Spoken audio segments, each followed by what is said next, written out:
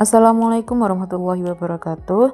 Perkenalkan, saya Ajeng Dinur Azizah dengan NPM 230401040012 dari Prodi PPKN. Pada kesempatan kali ini, saya akan memaparkan tentang sistem pemerintahan presidensial, yaitu salah satu bentuk sistem pemerintahan yang dianut oleh banyak negara, termasuk Indonesia pasca reformasi. Kita akan membahas pengertiannya, ciri-ciri, kelebihan dan kekurangannya, serta contoh penerapannya. Yang pertama, pengertian merupakan sistem pemerintahan di mana presiden memiliki kedudukan sebagai kepala negara sekaligus kepala pemerintahan. Presiden dipilih secara langsung oleh rakyat atau melalui lembaga perwakilan dan memiliki masa jabatan yang tetap. Kekuasaan eksekutif atau presiden tidak bergantung pada legislatif atau parlemen. Maksudnya, dalam sistem presidensial, presiden tidak hanya menjadi simbol negara, tapi juga pemegang kekuasaan eksekutif utama. Ia bergantung langsung kepada rakyat melalui pemilihan umum dan menjalankan roda pemerintahan secara mandiri tanpa bisa diberhentikan parlemen, kecuali melalui proses tertentu seperti impeachment. Kemudian ciri-cirinya. Yang pertama, pemisahan kekuasaan antara eksekutif, legislatif, dan yudikatif secara tegas. Yang kedua, presiden memiliki wewenang penuh dalam mengangkat dan memberhentikan menteri. Yang ketiga, menteri-menteri tidak bertanggung jawab kepada parlemen. Yang keempat, presiden tidak dapat membubarkan parlemen. Yang kelima, parlemen tidak dapat menjatuhkan presiden kecuali lewat mekanisme hukum. Yang keenam, presiden memiliki masa jabatan tetap sesuai konstitusi. Maksudnya, ciri utama dari sistem ini adalah adanya pemisahan kekuasaan secara tegas, tidak seperti sistem parlementer. Presiden dan parlemen berdiri sejajar dan tidak bisa saling menjatuhkan secara politis. Presiden memiliki otonomi dalam menjalankan pemerintahan. Kemudian kelebihan. Yang pertama, stabilitas pemerintahan. Presiden tidak mudah dijatuhkan saat konflik politik terjadi. Kemudian konsistensi kebijakan. Karena masa jabatan tetap, presiden bisa fokus menjalankan program jangka menengah dan panjang.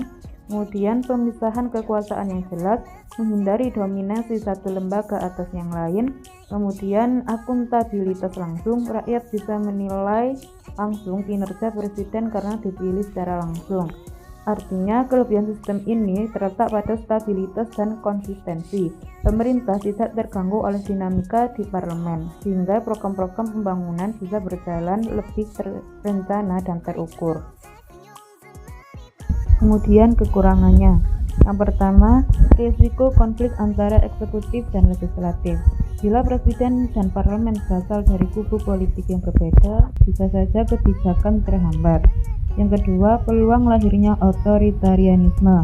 Presiden yang kuat bisa menyalahgunakan kekuasaan jika tidak diawasi. Yang ketiga, kurangnya kontrol langsung dari parlemen. Menteri tidak bisa dimintai bertanggungjawabkan langsung oleh DPR. Yang keempat, legislasi berjalan lambat karena proses negosiasi antar lembaga yang panjang. Maksudnya, sistem ini juga memiliki kelemahan. Jika tidak diimbangi dengan sistem pengawasan yang kuat, maka presiden bisa cenderung bertindak otoriter. Selain itu, proses pembuatan undang-undang bisa menjadi lambat bila terjadi tarik ulur antar lembaga. Contoh negara dengan sistem presidensial, yang pertama ada Amerika Serikat, negara pelopor sistem presidensial modern. Terus yang kedua ada Indonesia, menganut sistem presidensial sejak era reformasi, terutama setelah amandemen UUD 1945. Kemudian ada Brazil dan Meksiko, negara dengan sistem presidensial di Amerika Latin. Terus kemudian ada Filipina, negara Asia Tenggara yang juga menganut sistem presidensial. Amerika Serikat sendiri contoh klasik sistem presidensial dan menjadi model bagi banyak negara lain.